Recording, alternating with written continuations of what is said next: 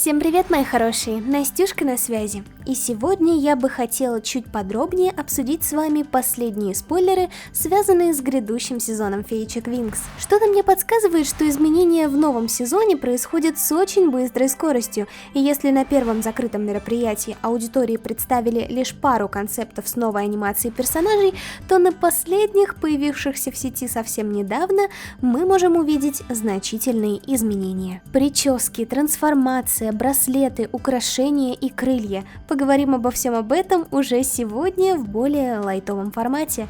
Ну а перед началом топ-комментариев под предыдущим видео.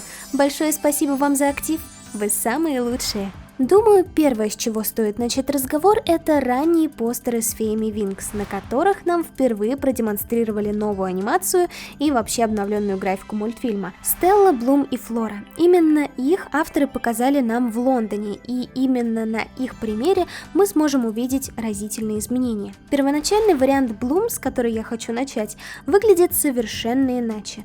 Волосы пушатся и в прическе присутствуют косички, а превращение, за которым скрываются крылья, по своей структуре отличается от того, что мы видим на последнем известном спойлере. Более того, моделька девушки с первого постера выглядит куда старше и в целом мне напоминает модель второго полнометражного фильма, в то время как Блум на последнем постере выглядит намного моложе и с измененным вариантом трансформации. Как мы можем заметить, в изначальном варианте на Блум цельное платье с открытыми участками на боках.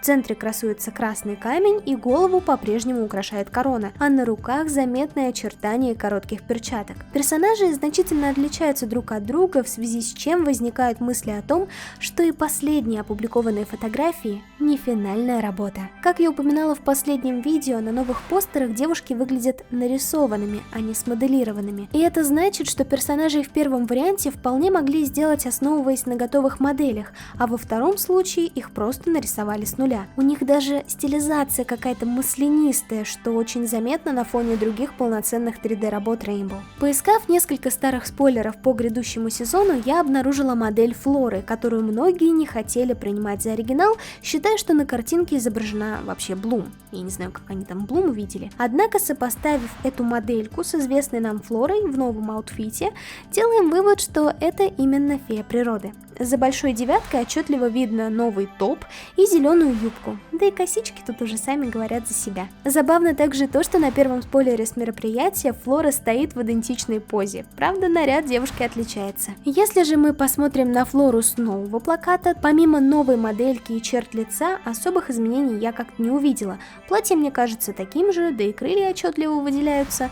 А вот что касается Стеллы, то тут, на мой взгляд, изменения небольшие, но есть. Несмотря на то, что первый постер был плохого качества, можно заметить, что прическа Стеллы не такая взъерошенная, и девушка выглядит более взрослой, чем на последнем арте. Примечательным в данной ситуации также будет и то, что на последних известных нам постерах лица девчонок практически не отличаются одно от другого, чего не скажешь, например, о первых наработках. И смею предположить, что на фотографиях, сделанных на мероприятии в Лондоне, изображены официальные арты с героинями мультфильма, которые будут сопровождать нас, например, на продукции с персонажами, там журналы, канцелярии и так далее. И, кстати, то же самое мы могли проследить с оригинальным мультфильмом. На комиксах и журналах мы отчетливо видели одни арты, а в мультфильме все было совершенно по-другому. Ну и вот, собственно, примеры вы можете увидеть на экране. Тут вам и комиксы по феечкам, и оригинальные арты по полнометражным фильмам. Ну, видите разницу, да? За последние 2 дня я успела прочитать много комментариев, связанных с последними вариантами персонажей, и многие считают, что им действительно идет выглядеть молодо,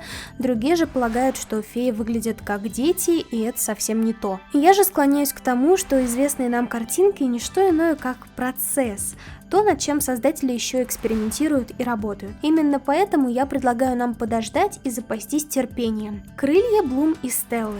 Да, они, как мне показалось, наделали много шума, и, честно говоря, я сама толком не понимаю, почему авторы решили сделать персонажам одинаковые крылья. Или создатели постарались максимально скрыть то, что будет ждать поклонников в итоге. Что происходит, неизвестно. Я читала мнение, что создатели могли попросту торопиться и не сделать полной работы для мероприятия.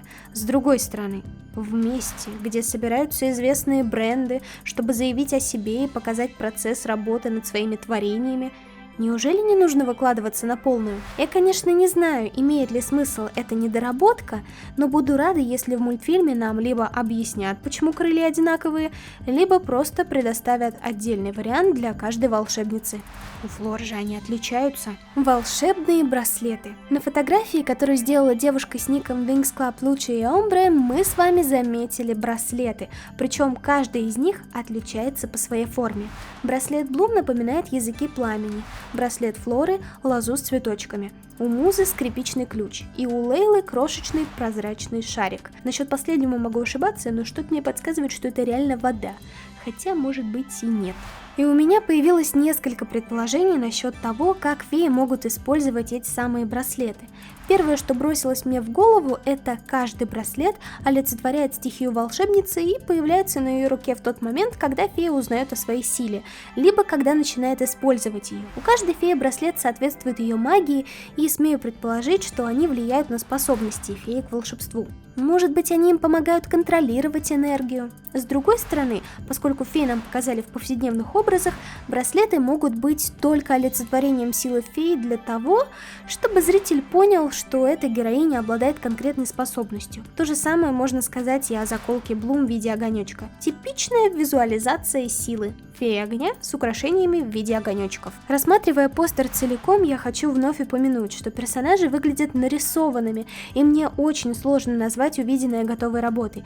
Как я уже и сказала ранее, я очень надеюсь на то, что это лишь официальный арт, а сам визуал мультфильма будет отличаться. Ведь видеть одинаковые лица персонажей мне что-то не очень хочется.